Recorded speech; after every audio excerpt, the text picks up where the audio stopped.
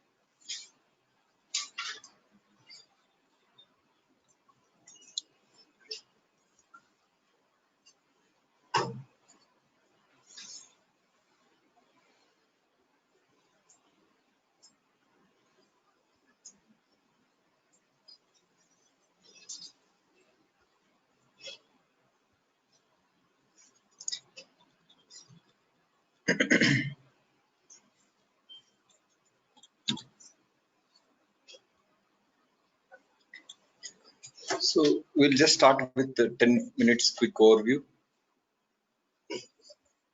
of functional verification. This would have been one of the presentation we would have done in the initial sessions to understand what is functional verification.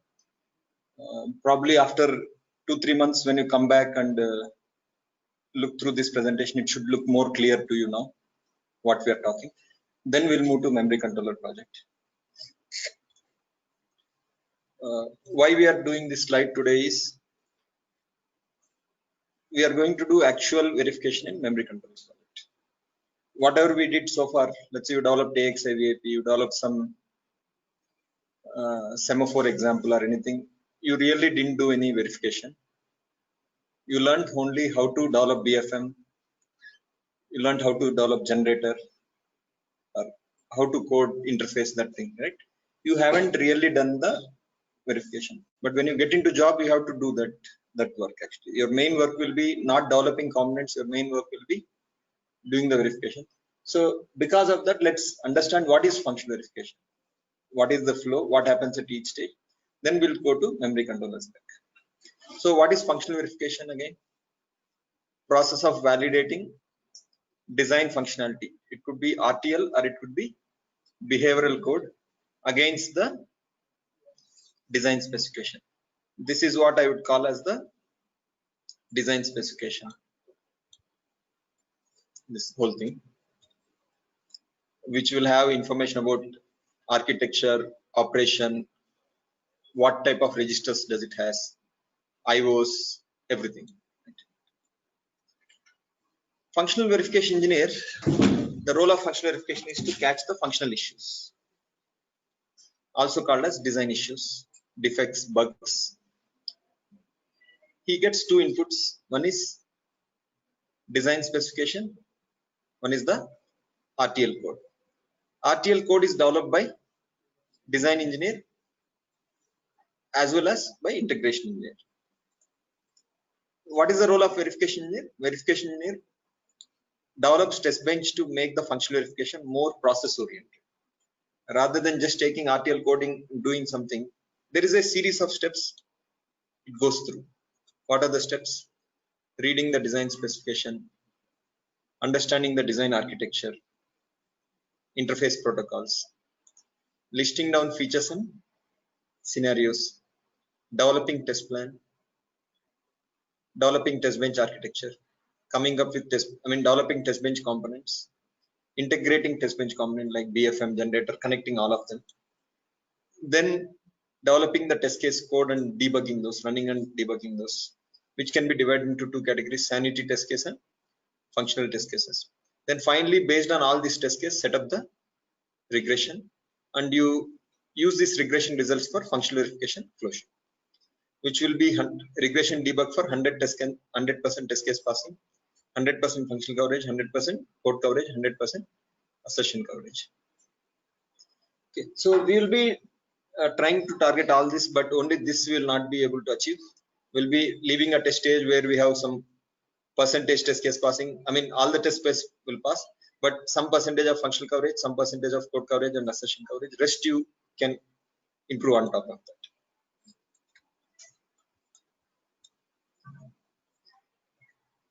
There are two types of functional issues that can happen. Bugs due to wrong understanding of the design specification. We have got this document. Designer has read through this document and he has understood one part of the code wrongly. Let's say you go to randomly some page, it mentions some information here. While reading this document, he has understood this diagram wrongly. I mean, wrong understanding. Okay. I mean, this indicates that if BAS is 0, this should be taken. If BAS is 1, this should be taken. Something like this. Wrongly understood. Instead of BAS 0, understood as BAS 1, understood as BAS 0. That goes into what? In RTL as a wrong code. The verification engineer role is to catch those kind of issues. That is one type of issue. What is the other issue that can happen? Bugs due to wrong coding. I mean, instead of using XOR operation, I used OR operation. I have understood spec correctly, but I have coded something wrongly because of a lot of code or somewhere, right? These are the coding mistakes. The role of verification engineer is to catch these two types of bugs. Majorly, a bug can fall into these two categories. Either due to wrong understanding of the specification, either due to wrong coding.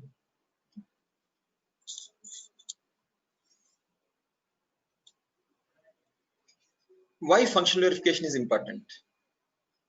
Functional testing happens only at 2 stages in the VLSI. You know, right? VLSI design flow is a lot of steps, starting from requirements, architecture, what else? Design, RTL integration, functional verification, synthesis, formal verification, DFT, physical design, custom layout, STA is there in between, physical verification, post-silicon validation. There are many steps in that. Out of them, there are only 2 places where functional issues can be caught. Only 2 places out of, let's say we have 20 steps or 12 steps or 15 steps. There are only 2 places where functional issues can be detected. One of them is functional verification. Second is post-silicon validation. If you miss some bug at functional verification, chances of you catching that in post-silicon validation is very minimal.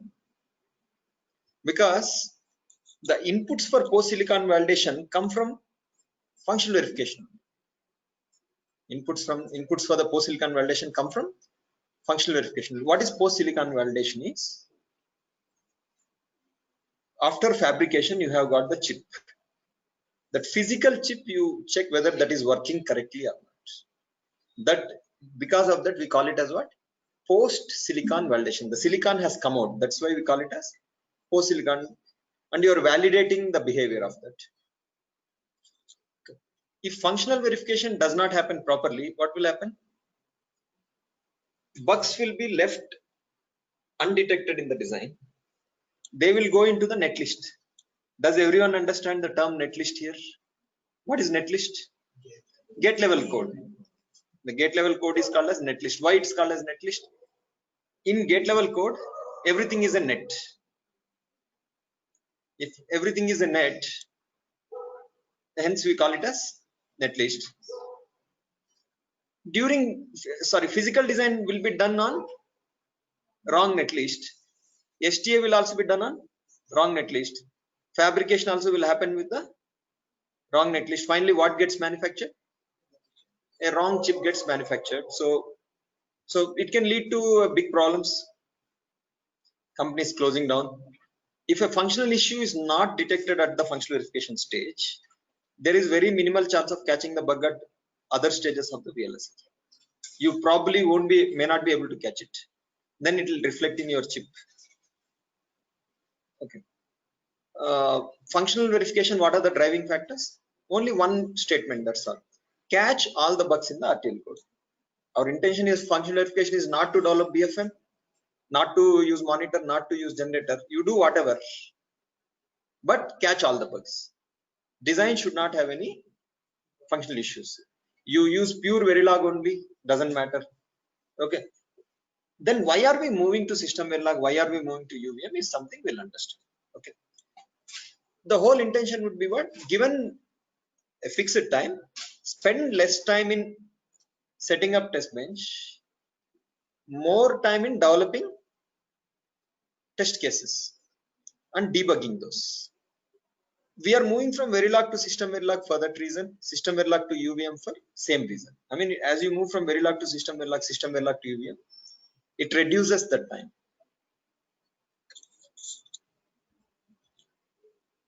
What are the three types of verification? SOC verification, subsystem verification, and module level verification. In subsystem SOC verification, mostly verification is not done very thoroughly. It is done mostly to check design integration, address mapping, interrupt mapping, basic feature support. And it is based on C language. The testing at SOC will be based on C language. Subsystem will be in between SOC and module verification. It uses both C and SV verification. Module verification is completely based on SV and UVM. These are the different steps we are going to follow in our project memory controller verification. We will start with the reading design specification, understand the design architecture, interface protocols, list down the features and scenarios, develop the test plan, develop the test bench architecture, do the test bench component coding, component integration, test case coding, set up a regression, and functional verification closure. This is what we will. Okay. So what are the documents we will be reading? Memory controller spec, Wishbone protocol document, memory protocol documents.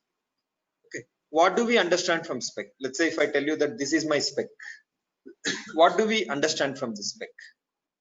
What do we get from this spec? These are the various informations we'll get. First, we'll have to understand how does architecture look like? What are the subblock that make up the architecture? So first thing is what? How the design architecture will look like. What are the design subblock that makes that architecture? What are the various features that are supported by the design? And what are the various scenarios? Then what all registers are there in the design? Then different timing diagrams related to the design. In this case, design is what for us? It is memory controller. For us, design is what? Memory controller. Design interface and protocol behavior, and how RTL code is implemented for this. So these are all the things we'll capture from the spec today. Just remember again, we are going to get architecture, design subblocks, design features and scenarios, register definitions, timing diagram, design interface and protocol behavior, and the RTL code, how it has been organized. If I look through the spec, I think I will stop this presentation here. I'll go back to my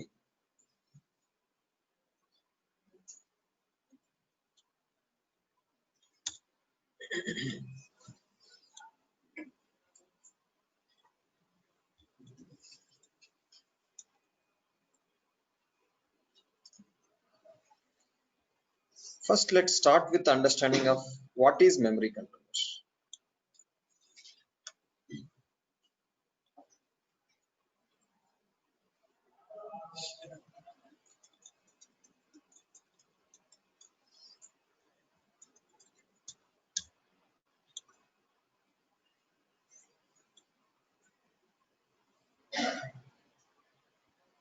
So verification is how many types totally?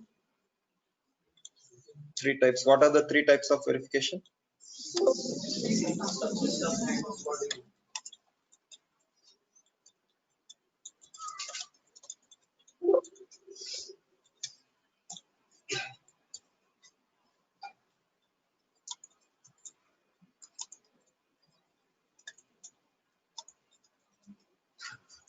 Okay, the memory controller project we are going to do.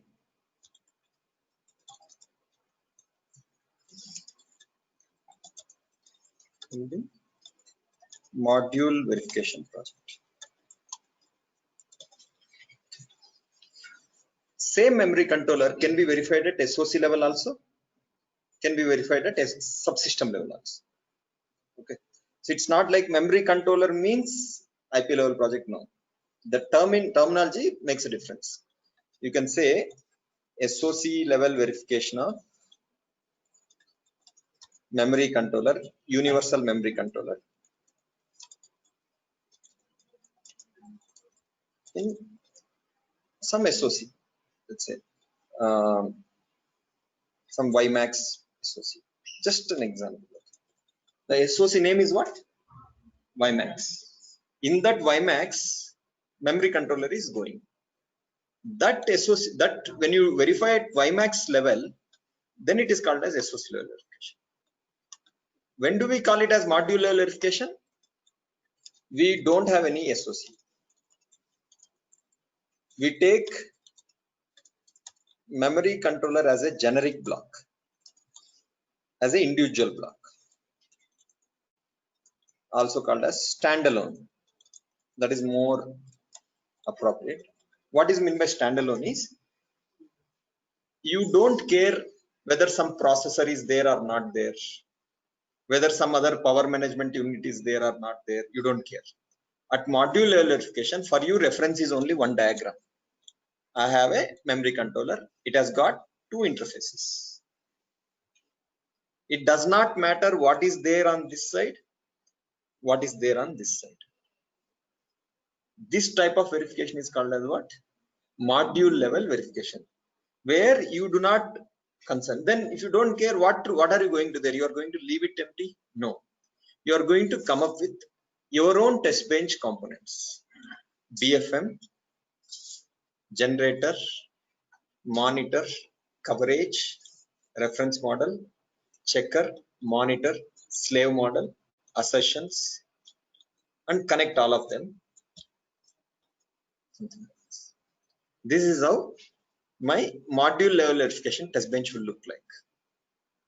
Why we are calling it as module level verification is you are not worried about what other components are there in the system, because like my memory controller went into which SOC now? WiMAX SOC. Tomorrow a same memory controller someone else can purchase. They may put it in security router SOC. Someone else may purchase same memory controller and put it in mobile SOC.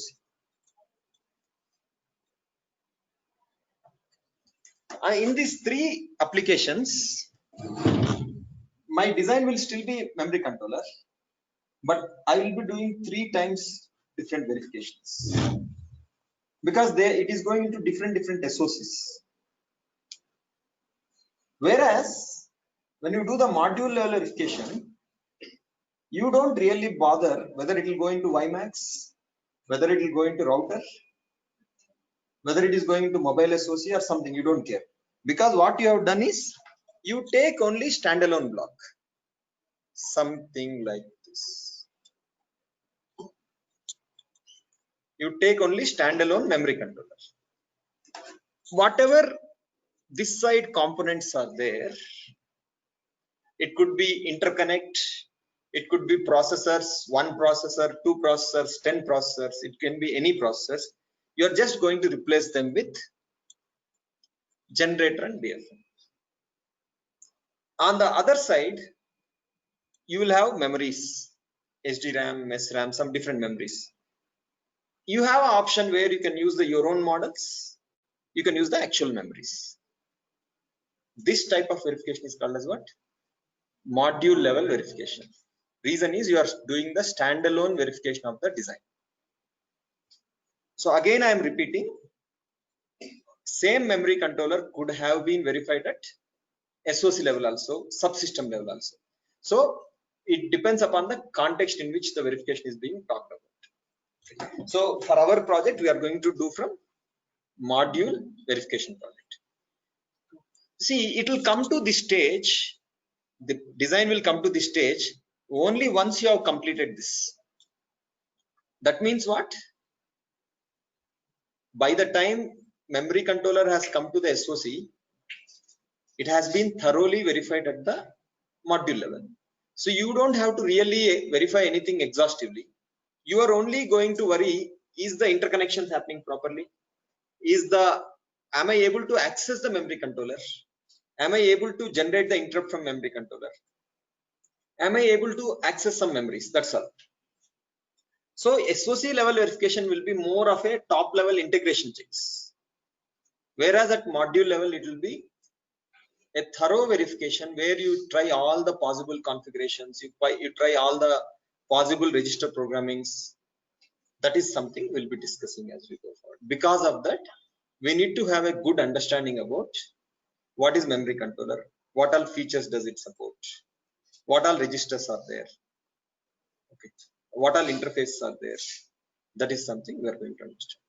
Okay, why this project is important? Because this is the probably only project in the institute, I mean in our course, where you really do the verification. When we may go to AXA VAP, you don't do any verification there. You go to UVM project also, you will not do any verification there. You will only learn how to develop UVC, just how to develop components. You don't learn how to do the verification there. So hence this project is very, very important for you. Having said that, the basic concepts remains important. Digital design, Verilog, they remain important. They remain the 70 to 80% of your preparation. This will come into picture once you are good with those. When the decision making happens, there are 10 people, they have to make a decision. At that time, this will come into picture. Till you reach the 10 people, your digital design and Verilog remains the stopping thing always. So you please make sure that you don't lose focus on that. Okay. Yeah. So our project execution, we are going to follow these steps. Reading design specification, understanding design architecture and protocols. Probably today we will be able to do maximum these things. Okay. In the tomorrow session, we'll go with the remaining aspects. Before we go ahead, what is memory controller? Okay, I think I wanted to tell you one more thing. Why memory controller? Why only memory controller? Why memory controller in the course? Okay. The reason is, it's a design which you can call as a medium complex project, not very simple, not very complex. It will give you exposure to setting up complex test benches. It will give you exposure to assertion development. That is part of temporal checks. It will also give you exposure to data integrity checks. It will give you exposure to developing register model coding. And it will give you exposure to various types of timing diagrams, like starting from Wishbone protocol, SDRAM, SRAM, flash, synchronous chip select device memory, various types of things. It will also give exposure to DUT connections to various types of memories. Basically, a test bench which keeps changing with every test you run, which many other projects won't give you this exposure. We may take many other designs like bridge protocol, keyboard, I mean many things, USB, they will not give this much variation in your verification project. We could do that. We have another 5-6 examples, but we felt this is the better one. So hence we continue to do this project only. What is memory controller?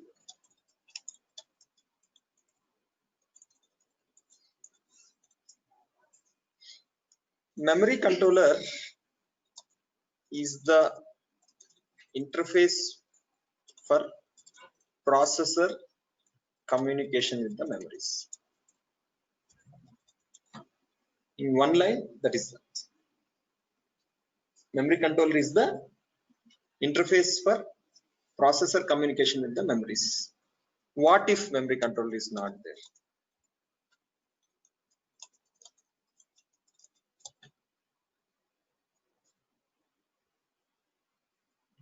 What is memory controller? You understood? Memory controller is the interface for processor communication with the memories. Next question is, what if memory controller is not there? So if it is not there, what will happen? That interface is gone, right? If interface is not there, who will connect to whom directly? Processor will directly connect to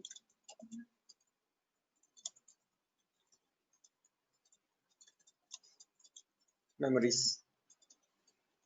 If it directly connects to memories, what will happen? It can connect. Only problem is processor will need to implement memory protocols, memory interfaces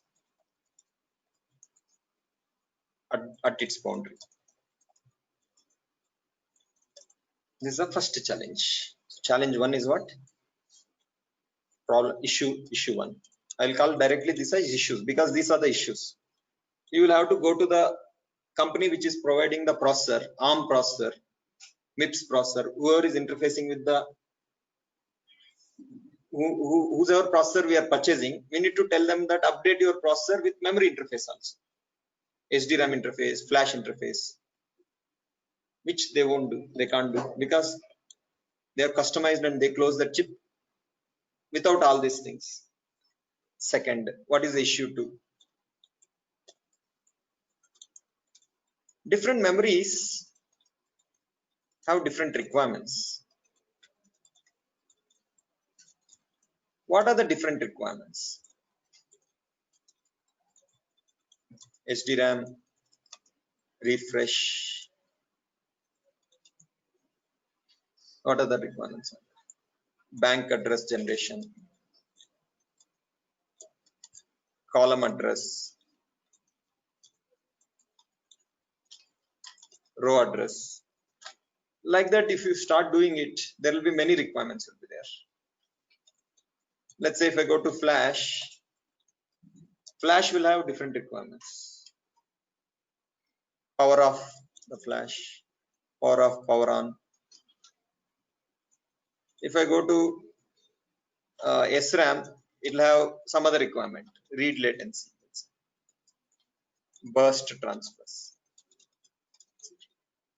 Okay. In SDRAM, there is one more very important thing, mode register programming. I'm just listing down various features. Similarly, some other memory you take ROM or SCSD, they will have their own requirements. If memory controller is not there, processor will have to handle all these features. Because someone need to do it, right? Memory by itself won't do it. Memory by itself will not generate refresh unless you put it in self-refresh mode. Memory by itself will not generate its own bank address. Someone need to tell me what is my bank address, which bank I have to open. Someone needs to tell me which column I have to open. Someone need to tell me which row I have to open. Someone need to tell to the flash that you power off and you power on. Flash by itself won't detect that I have to go to off now. I have to switch on now. If memory controller is not there, who will be that? Processor. Like that, if you start doing, there will be 5 to 6 issues, which whole burden will go to processor. The whole burden will shift to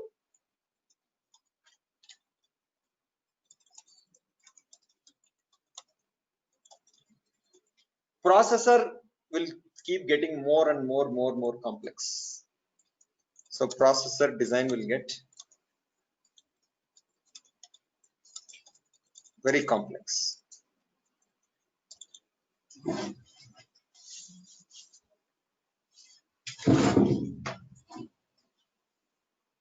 Hence, we have various controllers. What we do is, so the design architectures are developed, SOC architectures are developed in such a way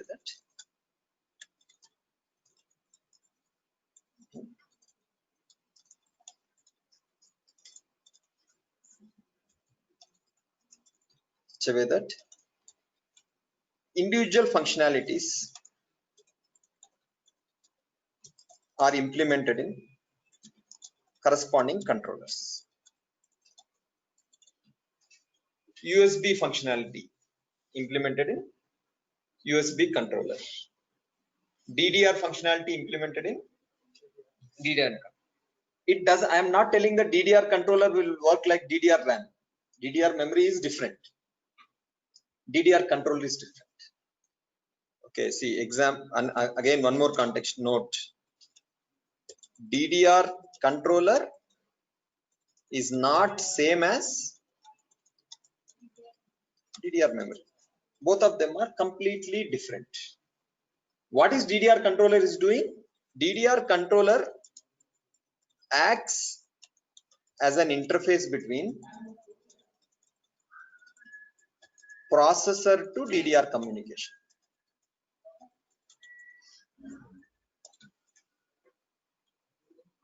Same thing, USB controller will act as an interface between processor communication to USB device. Same thing with Bluetooth controller. Same thing with SPI controller, I2C controller. We have studied right in Verilog course. I2C controller is the interface between processor and the I2C slave. What did we had in I2C controller? A very simple example, very simple thing. Let's take a SPI controller. What we had in SPI controller? Registers plus SPI state machine to drive the SPI transactions. We have two things. Why we needed registers? Address registers. Do you understand the context what I am talking? What were the various types of registers we had in SPI controller? Address register array of some 7 down to 0. Data register array. Control register. Yeah. Processor only talks to these registers. Processor programs these registers to indicate what type of transactions to do. SPI state machine was what? For driving transaction in SPI transaction format. My memory controller also will be like that only. The only difference is memory controller has to support more features. Hence my design will be more complex. It will have more design blocks, but the basic concept will still remain same. It will have some registers, it will have some blocks.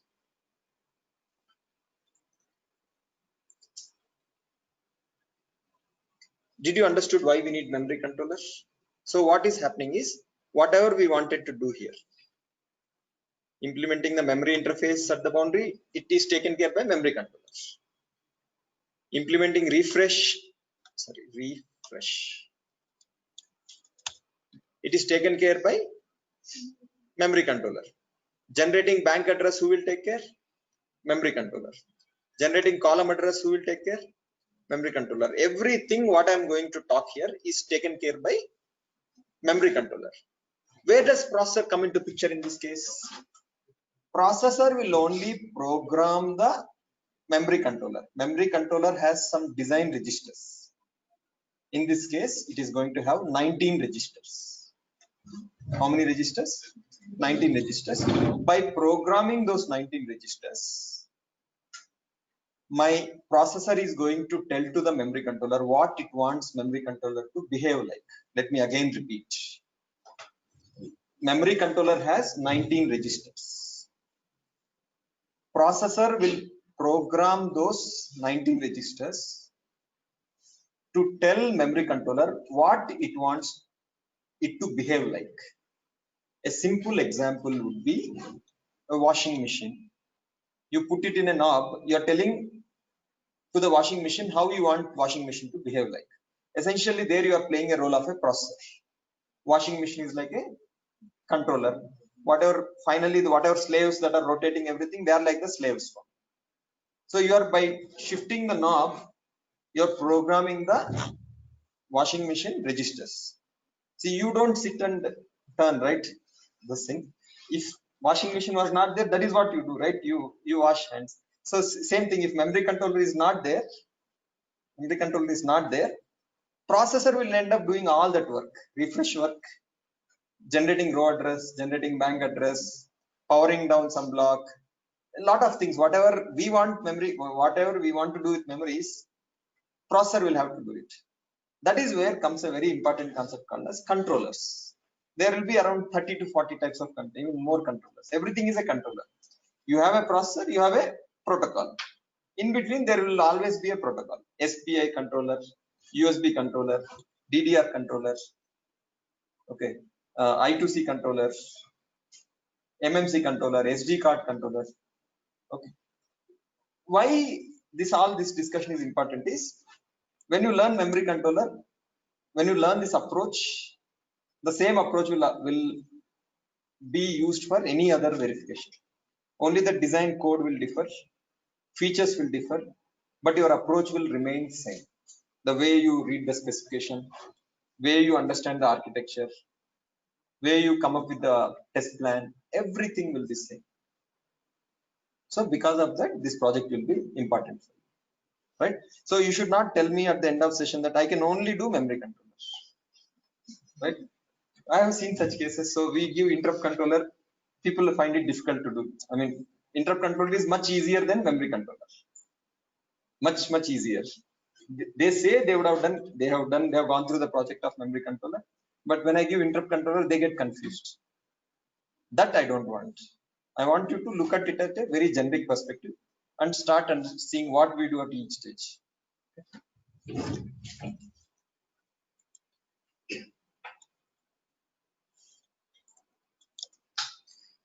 We are going to read through the specification now. What we should have understood at the end of the reading specification and doing this presentation, these things. Please go through these ones.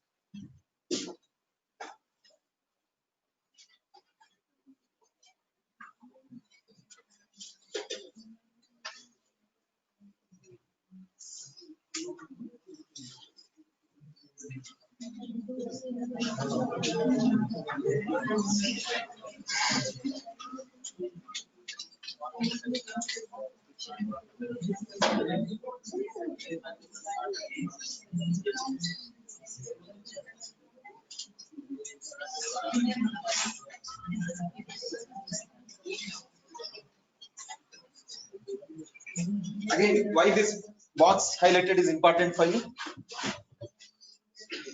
Tomorrow you learn USB controller. You have to capture this information.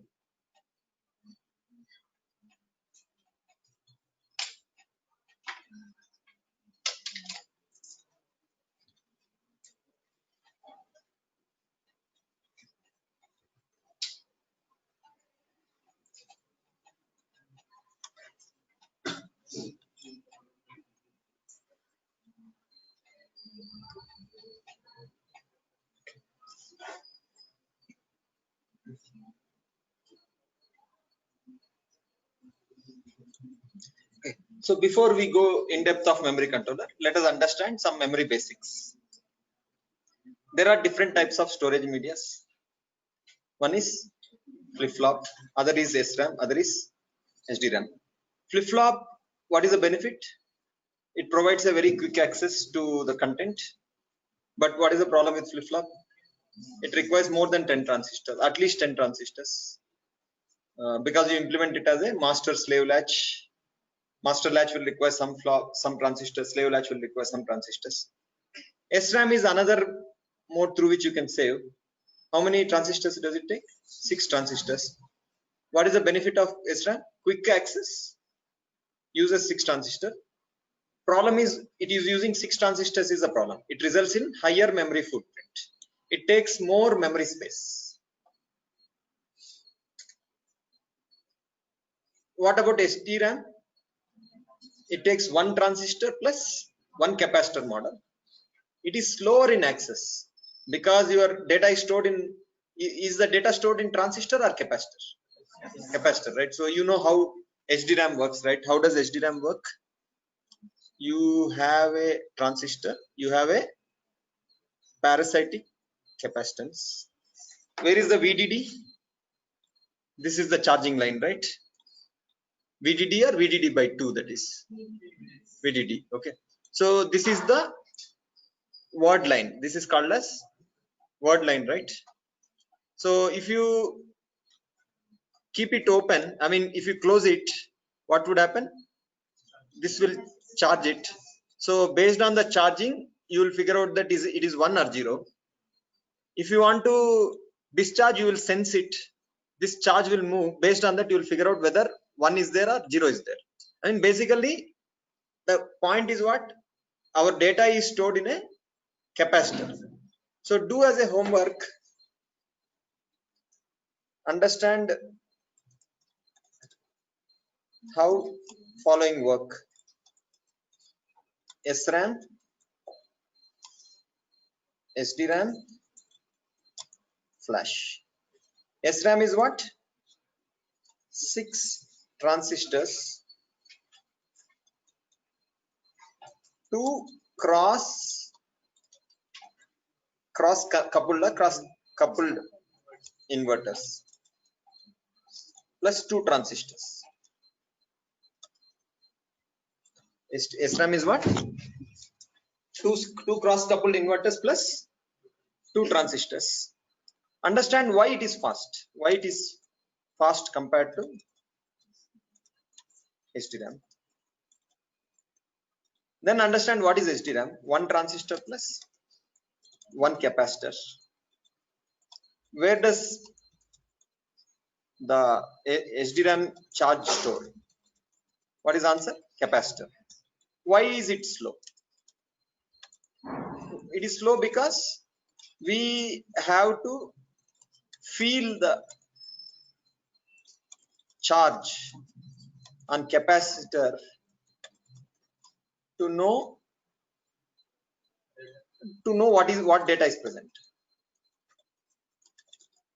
So feeling a capacitor charge is very slow process, because you know, right, RC circuit, how they work. There's this kind of waves that goes through, right? So there are a lot of factors, I mean, that slows down. This kind of concept will not be there in SRAM. SRAM will be quite quick to access. What happens in flash? It is only 1 MOS. The charge is stored in 1 MOSFET. Charge is stored between gate and substrate. How does it work? How do we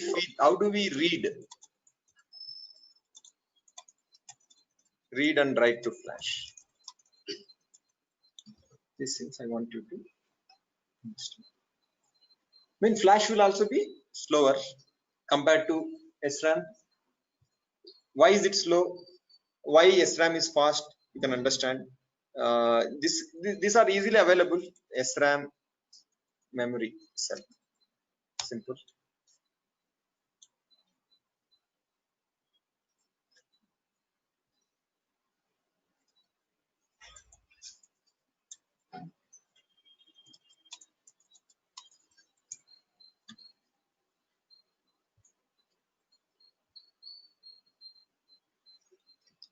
So you could go through this this definition. It will help you understand, because of the cross-coupled nature, the charge exponentially increases and immediately gets charged, because when this has crossed the threshold, this will get charged. Because it is getting charged, this will go as an input to here, and this will also get charged. Because of this cross coupled nature, q and q bar gets charged very quickly, immediately. That's why it will be very fast to access. Same thing about this, and because the charge is stored in form of q, in the, there is no, even though there might be parasitic capacitance, but it is very quickly charged. You can feel that charge immediately. I mean, the access will be basically quick, quite quick, right? So I want you to understand these things, because when you go to interviews, these are the questions they will ask you. They will not ask you what is interface or what is timing diagram. They will go into the fundamentals. If you say this supports SRAM, it supports DRAM, and you say I don't know what is SRAM, what is SDRAM, there's no point of verifying that, right? Because without knowing what is SRAM, what is flash, what is SDRAM, how can you verify memory controller which supports those memories? So please read through that. It doesn't require you to go through this whole PDF, this document. This much would be sufficient, initial 1-2 paragraphs. I mean, you can understand this SRAM operation. How does standby work? How does reading work? How does writing work? All these things.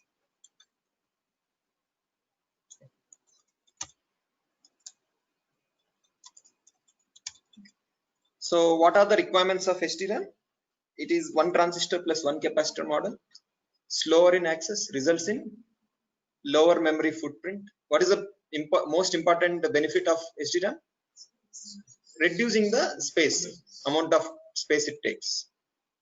But the problem with SDRAM is what?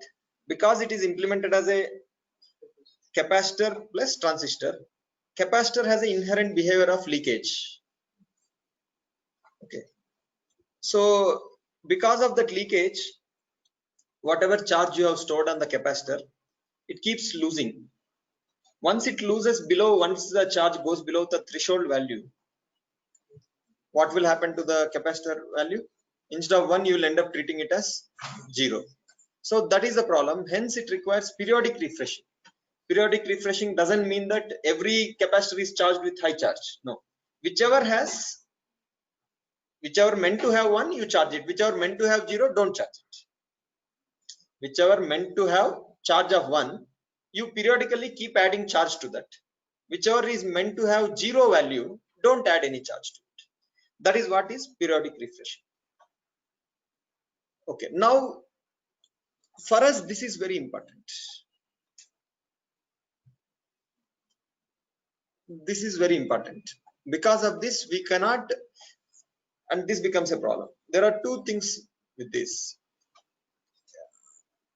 One transistor, one capacitor is not their extension. It is like a parasitic capacitance. You don't probably model capacitance also. That's a probably parasitic capacitance. Okay. So the same one cell in SRAM will take how much more space? 6 times more space. When you talk about only 1 or 2 cells, that's fine. But when you're talking about billions of bits, okay, gigabits or whatever, right? Terabytes or anything, right? We are for us, memory space becomes very important. Amount of space it takes, and obviously the cost associated with that becomes important. Hence, we want to find a solution. See, this is good, but this is problem. What are the problem areas here? Slower in access, periodic refreshing. These are the two problems we have. So how do we address these problems? To address this problem, what memory controller does is focuses on how to make the access quicker. It uses some concept called as sense amplifier to copy the part of contents of memory into sense amplifier for quick access. Involves copying data to sense amplifier, it is called as activating. Writing back data to memory is called as recharging. So I think one of my slides should have it.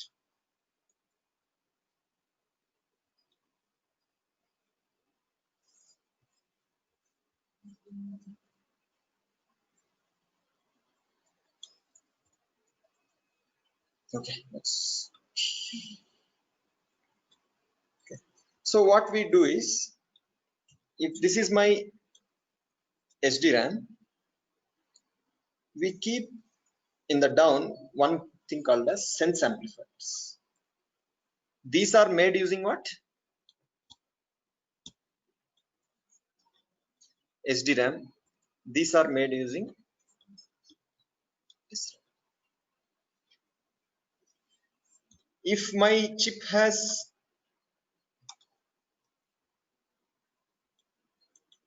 each of these green lines is what we call as a row. Each of the green lines, what you see, is called as a row. Row 0, row 1, row 2, 3.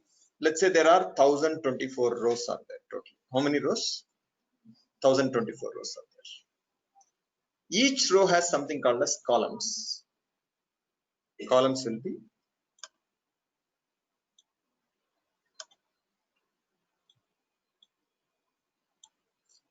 it is not any different. What comes to your mind when I say row? What do you imagine? A horizontal lines. When I say column, what do you imagine? A vertical lines. It's the same thing. There's no difference. Putting together, you take a row and you take a column. What you get is a one cell. One cell. Okay. When you access SDRAM, you will have to give a row address. You'll have to give a column address. That access gives you the content. How much content it gives you, that will tell you what is the size of the SDRAM. If it returns 16 bits of data, if SDRAM access to a cell returns 16 bits of data, it is called as X16. Each cell has 16 bits of data. So what is one cell? Little further, you will learn that first you have to choose a bank. Say right now I told you, you have to choose a row, you have to choose a column. But after some time, when I explain why we need a bank, there is a reason why we need multiple banks. We need to choose bank. You need to choose a row. You need to choose a column. What you get is a cell. Okay. Before even bank, there will be something called as rank. Okay. So my SDRAM chip, if not SDRAM, I think SDRAM might be little may not have ranks and all those things. If you go to DDR onwards, DDR chip is basically multiple ranks. Let's say dual rank SDRAM. Dual rank DDR. Okay. Dual rank DDR2 will have each multiple banks. Each bank has, okay, I will say each rank has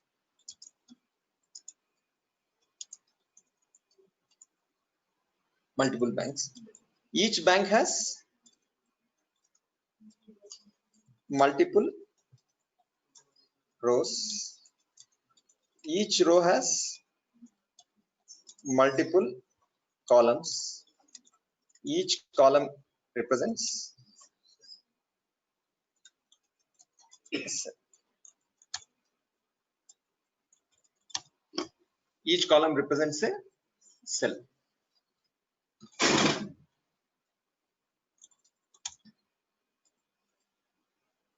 Each cell returns some amount of data. That data is what will tell how many, what is the type of memory is that.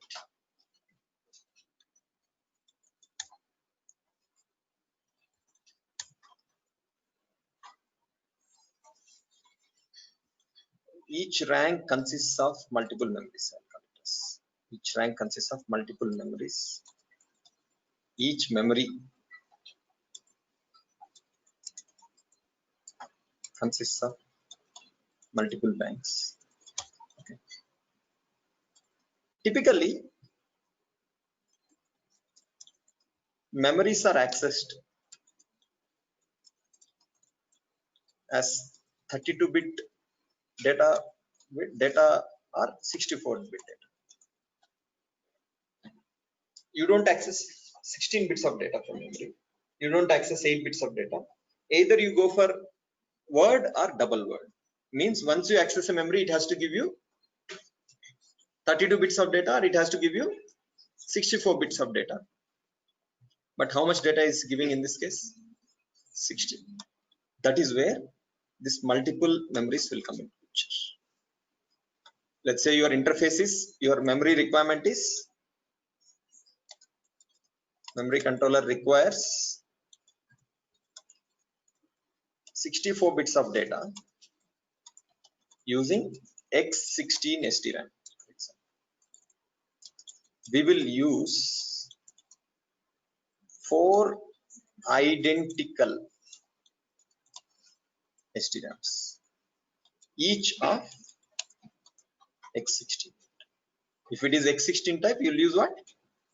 4 identical SDRAMs. Each SDRAM returning how much data? 16 bits of data. Totally it adds to 64. So this whole thing, these 4 memories together, we call rank. 4 things together is called as what? Rank. If you have 2 sets of such thing, it is called as dual rank DDR. Means you have 2 memories that can be accessed through the same chip. What might be possible reason is you have a same printed circuit board.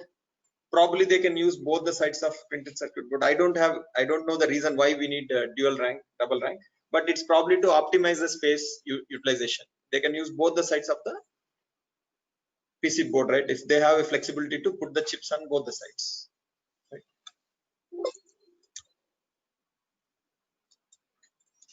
How to make SDRAM faster? Why we need banks is the questions we are going to. Okay, SDRAMs are made faster by using concept of sense amplifiers. What is sense amplifiers is, as I said in this diagram,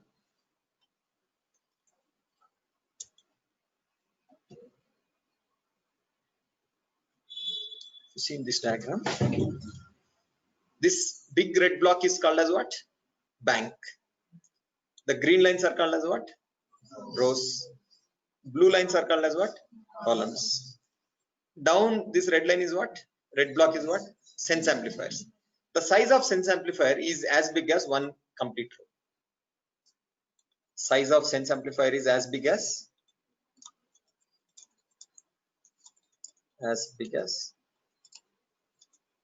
one complete row. If row has 1024 columns, each of X16 size, 16 into 1024 SRAM sense cells will be there in sense amplifier. Those many cells will be required. What does sense amplifiers helps with? So here comes a concept called as how sense amplifier works. Whatever access you do to the SDRAM,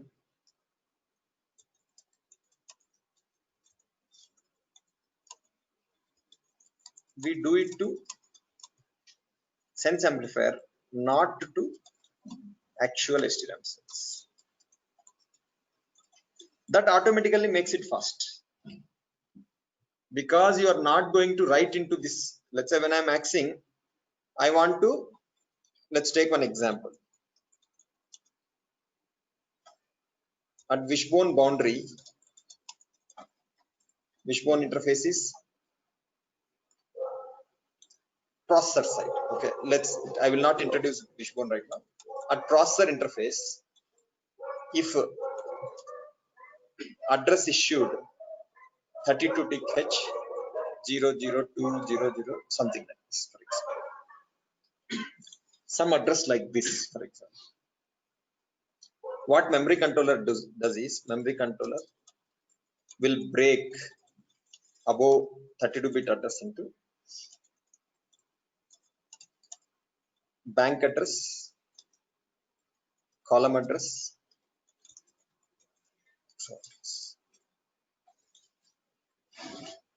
memory controller will break above 32-bit address into what? Bank address, column address, and row address. If there are 4 banks, if memory has 4 banks, bank address width will be 1 down to 0 bank address.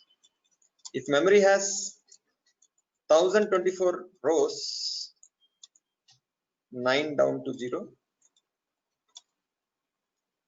row address. Let's say memory has 1024 columns, 9 down to 0 column address.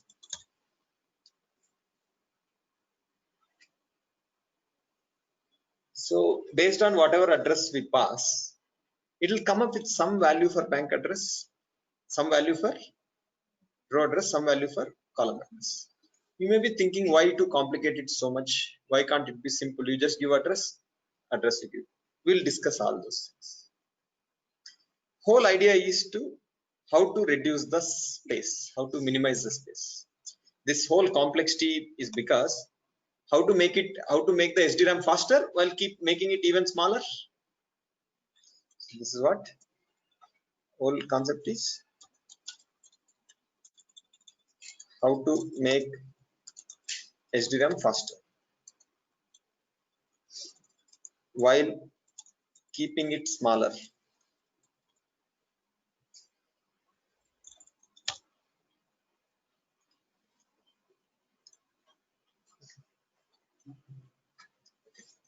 Let us say in our example,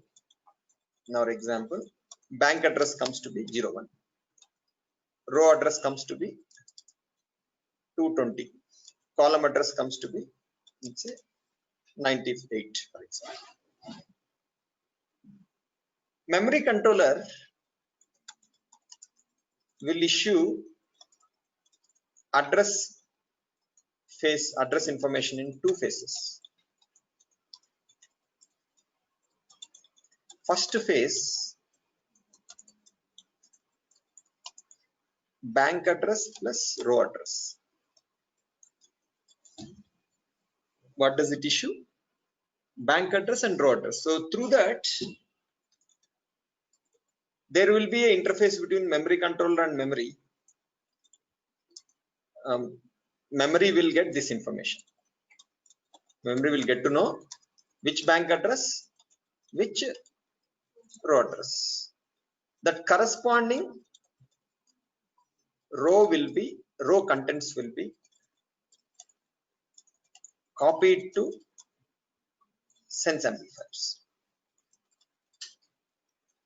This concept is called as activate. Row activation, or this also called as what? Activate. What are you doing is, you are activating a row number 220 in which bank? 01. In summary, assume that this is the row number 220. Which one? So this one. Whatever contents are there in each of those capacitors, how many capacitors will be there in our example? 1024 into 16. Why 1024? Each row has 1024 columns. Each column has 16 bits. Totally, how many capacitors will be there? 1024 into 16 capacitors will be there. Each of them will have a charge, either 0 or either 1. It is binary. It is either 0 or either 1. That charge need to be moved here. Can it happen just like that? No, right? It will take some effort. Hence, this operation will take time. This operation will take time. That means when we issue activate, you have to wait for some time. During that time, you cannot do anything. You understood why we can't do anything? Because you are still moving the charge into sense amplifier. So sense amplifier charge is not yet updated. If it is not updated, you cannot write into sense amplifier. You cannot read from the sense amplifier. Hence, you need to wait for some minimum time. Only then you will be able to access the sense amplifier. These delays are all specific to memory. When you purchase the memory or when you take the memory model comes with the delay values. They will tell you that. It's like very simple example is once I switch on my laptop, very next second I can't start using it. I have to wait for 1 minute, half a minute, depending upon my system configuration. So is it same for all the laptops? No, right? Some laptop may take 5 minutes also. Some laptop may take 10 seconds also. Same way, based on what type of SDRAM you are using, amount of time it takes to copy the content from row to sense amplifier, that time will differ. That phase is called as what? That process is called as what? Activate. Simple, very simple. You are activating a row. It is more technically called as what? Activating a row.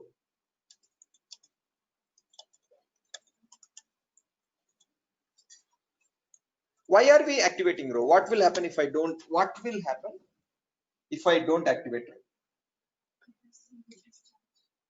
Capacitor, no, you will have to, capacitor will not lose the charge. Capacitor will keep having the charge because you will keep doing refreshing. You will have to do direct access to SDRAM, not to the sense amplifier. Since SDRAMs are slower, since SDRAM cells are slower, my access will be very slow. My access will be very slow because when I start writing into SDRAM and reading from SDRAM, access will be very slow. Whereas if you write into sense amplifier and read from sense amplifier, access will be faster. Is this clear to you? Right? Reverse of activation is okay. Once it is done, second phase, bank address plus column address will be issued. You may say, why again we need to issue bank address? Already it has been done, right? Already it has been done. Reason is one memory can have multiple banks. We may have opened rows in multiple activated, or I would say activated rows in all these banks. So when you issue the column address, you have to be specific. When we issue column address, we have to be specific about which bank are we referring to, are we accessing.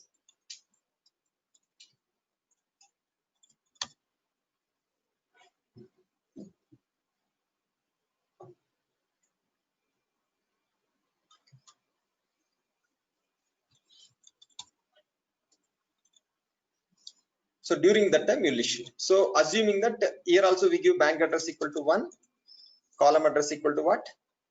98. What my sense amplifier will see that. So I am referring to bank address 1. Each sense amplifier also has a bank address. If there are 4 banks, how many sense amplifiers will be there? 4 sense amplifiers. If one bank is there, how many sense amplifiers? 1. It's not actually 1, it's one row of sense amplifiers. Each sense amplifier represents 1 bit. Okay, if there are 4 banks, there is a 4 sets of sense amplifiers. So based on which bank address you issue, which column address you issue, it will open 98th element. It will understand, is the user trying to perform a write? Is the user trying to perform a read? Accordingly, that content will either get updated or will be returned. The value will be returned. Now we are doing, let's say, we are doing another transaction.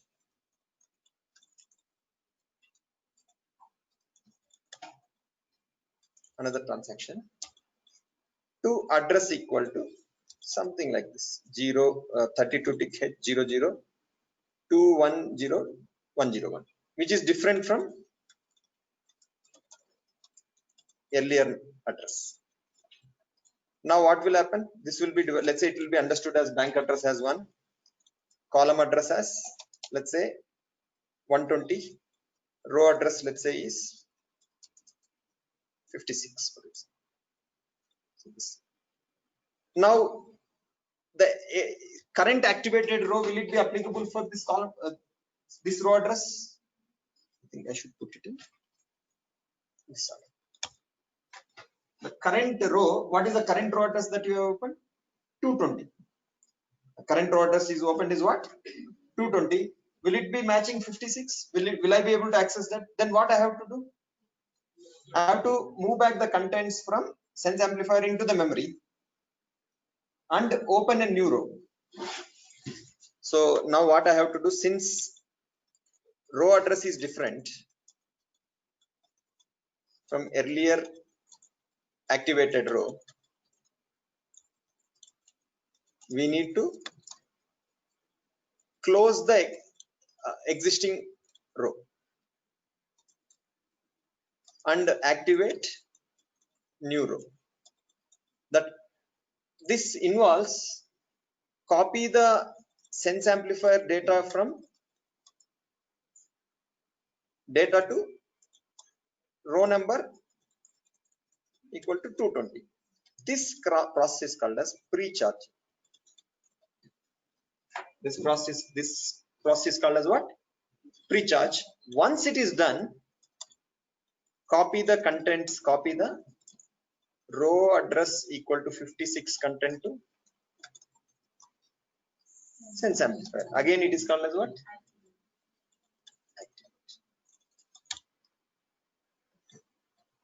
You understood how it works? Okay. Only thing we need to remember here is each of these steps we are talking about: activation, refresh, pre-charge.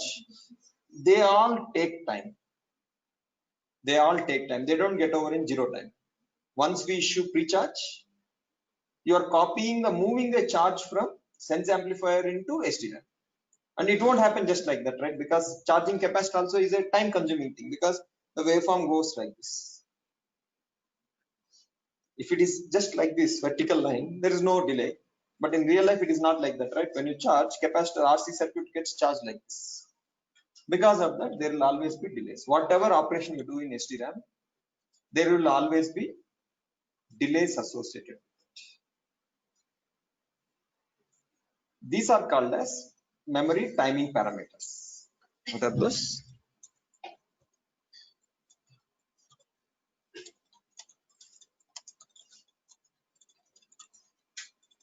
What are these memory timing parameters? Delays associated with each operation we perform to memory.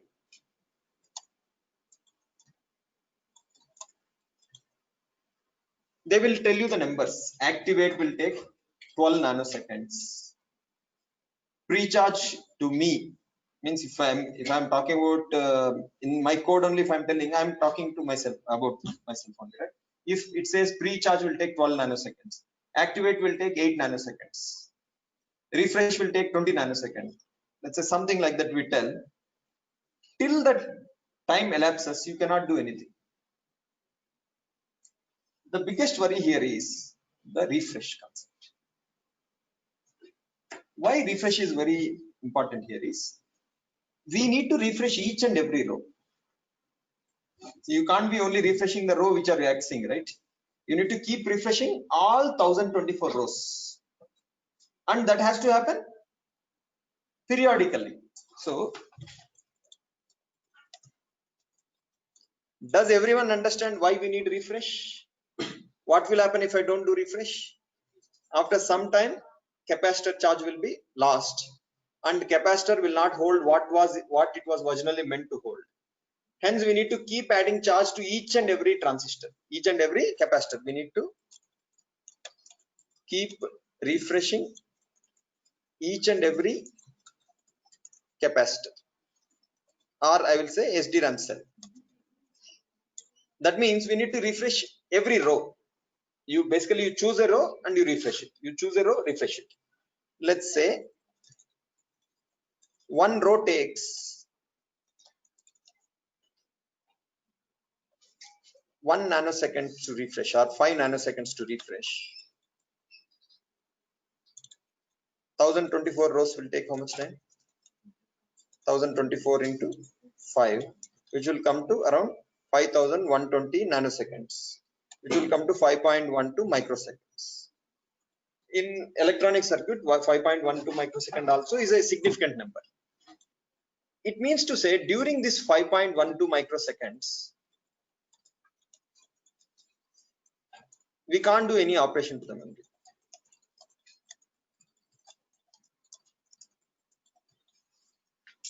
What is that? You can't do any operation means we can't write, read, recharge,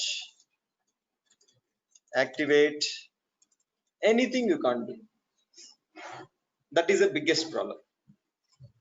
You understood the problem? While you are refreshing it, you can't disturb that charge, right? You can't ask memory that, okay, move one row and you refresh other things. It cannot happen. Hence, there is a need for multiple banks. We go for what?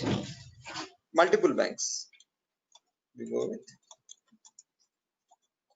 what multiple banks will do. While one bank is refreshed, while one bank is being accessed. Accessed means what? What all access can happen? Write, read, recharge, activate. Any of them is happening. We can refresh other banks and so on.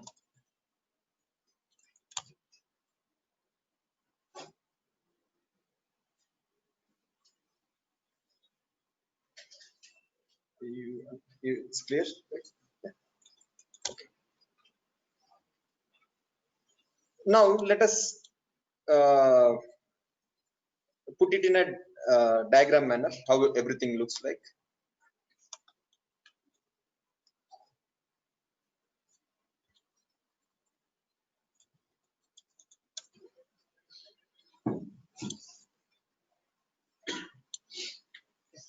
If I draw one rank of 64, x64, or let's take x32, each memory is x8. x8 means what? Each cell will have how many bits? 8 bits. So I will require 4 memories.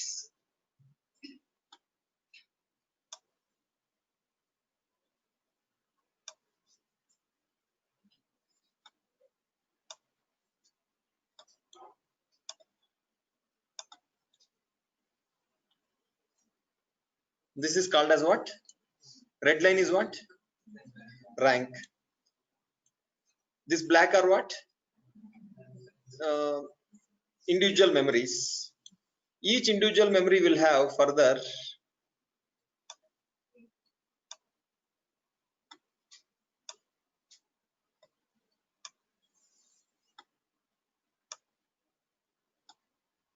banks. Each bank further has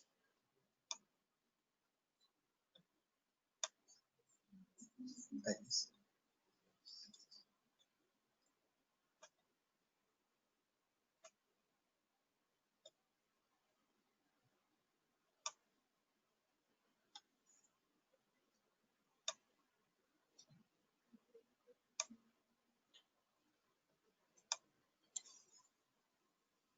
Same thing will replicate here.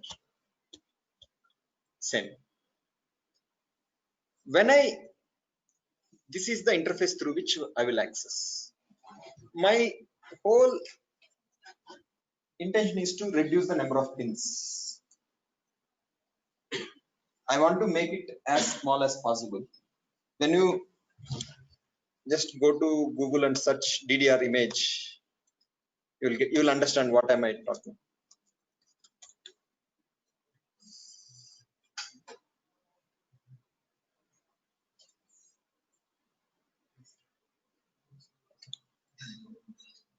This has got this many copper wires. Each of them is a port. If same diagram you have to increase the data address width by 2 times. You'll have to add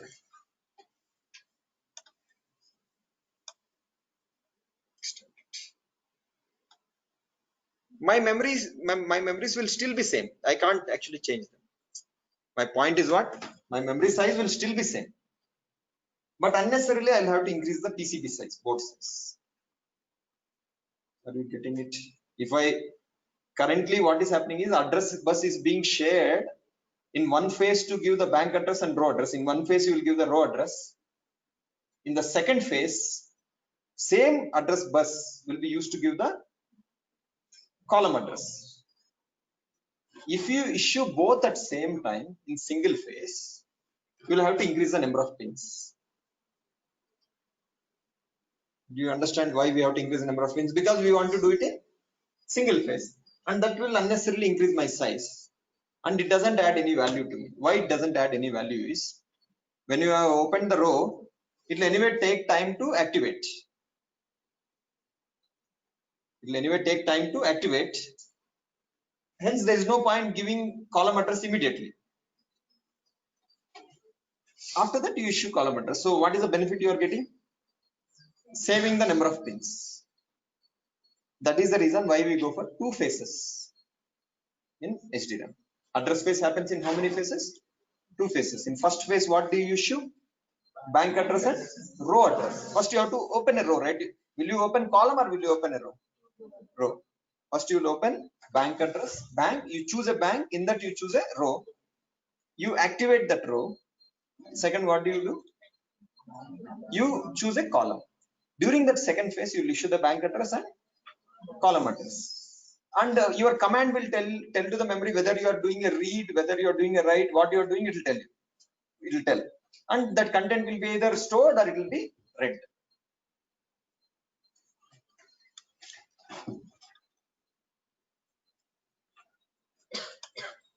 So do you have any questions here?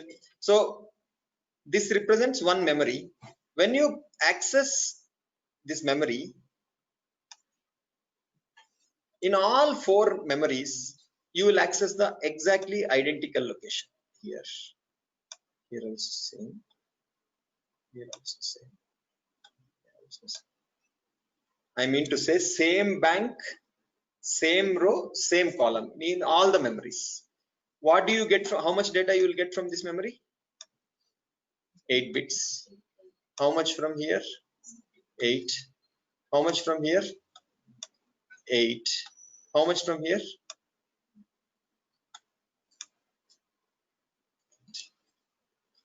Totally you will get how much bits of data? 32 bits. So my assumption here is what? I want a 32-bit data whenever I access memory. If I want 64 bits, I'll have to connect 8 such memories. Because each memory returns only how much data? 8. You may say, why can't we take 16 bits?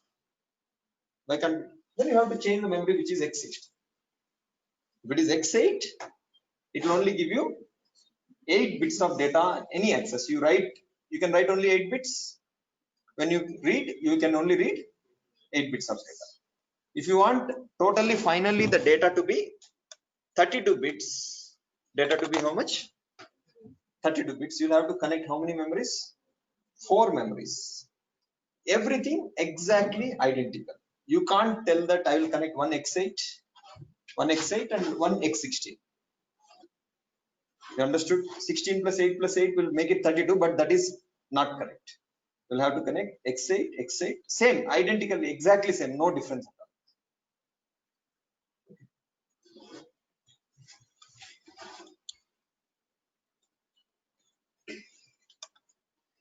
Now the benefit here is, when you are accessing this row, this bank, this can be refreshed. This can be refreshed. This can also be refreshed. This coloring has no significance. It's just that it came purple color or whatever color, right? It is same as this bank only. When you have another set of this red line, that will become dual rank. This is single rank. Another set of such memory, it will become what? Dual rank. Right now, we don't need to get into so many things, but that is how terminology works.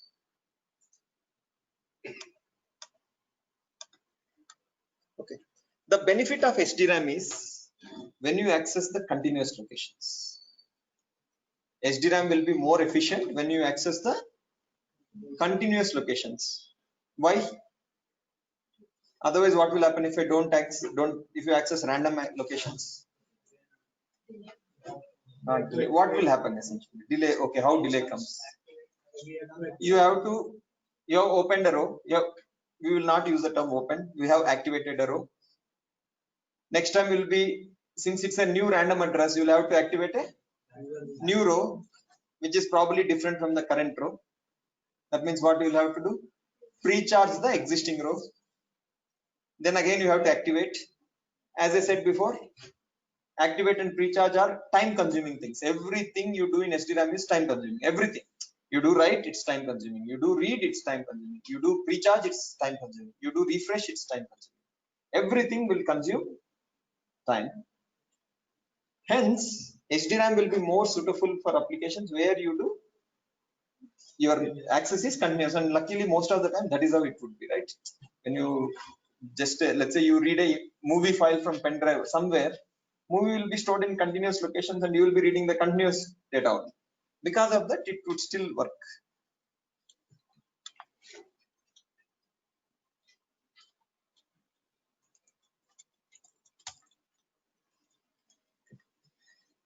So we were discussing about how to make SDRAM faster. How do you use it? Use sense amplifier to copy the part of contents of memory into sense amplifier for quick access. Involves copying data to sense amplifier. It is called as what? Activating. Writing back data into memory is called as what? Pre-charging. Why are we dividing memory into banks? While one bank is refreshed, other bank can be accessed. Each bank has a column and row. Flash memory, how does it work? It's one MOSFET model. Charge is stored between gate and substrate. Access is based on command register programming. No direct access to memory content. You don't have direct access to memory content. You use some command registers. Through that, you finally access the flash memory. Let us now understand the requirements, specific requirements for SRAM specific requirements, SDRAM specific requirement, flash requirements. Why we are listing down these requirements is, this is what my memory controller need to implement. That will become the driving factor for developing the memory controller. For example, my memory controller is not supposed to support SDRAM. This whole thing will go off from my memory controller. SDRAM don't require a refresh controller, will not require a logic to generate bank address, row address, column address. So because we are adding more memories, each of them keeps adding the features that need to be supported by memory controller. Can you please read this once?